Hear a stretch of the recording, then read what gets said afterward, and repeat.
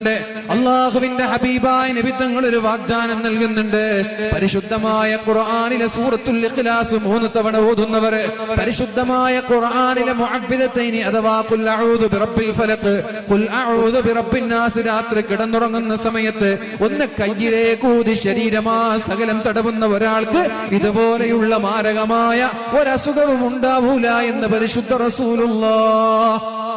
ഇതിനപ്പുറം എന്താ വേണ്ടേ?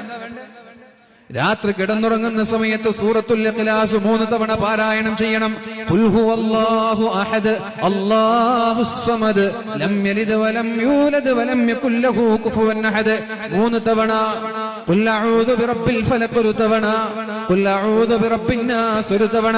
ഇങ്ങനെ 3 തവണ ഈ സൂറത്തുകൾ പാരായണം ചെയ്തിട്ട് കയ്യിലേക്ക് ഊതിയിട്ട് 3 തവണ ശരീരമാസകലം തടവുന്ന ഒരാൾക്ക് മാരകമായ അസുഖങ്ങൾ ഉണ്ടാവൂല എന്ന് പറയുന്നത് ഹബീബായ മുഹമ്മദുർ റസൂലുള്ളാഹ് സ്വല്ലല്ലാഹു അലൈഹി വസല്ലം. എന്താണ് ആ ഹബീബിന്റെ പ്രത്യേകത? വമാ യൻതിഖു അനിൽ ഹവാ. അല്ലാഹുവിന്റെ ഹബീബായ നബി തങ്ങളെ ഒന്നും സ്വന്തമായി പറഞ്ഞതല്ല.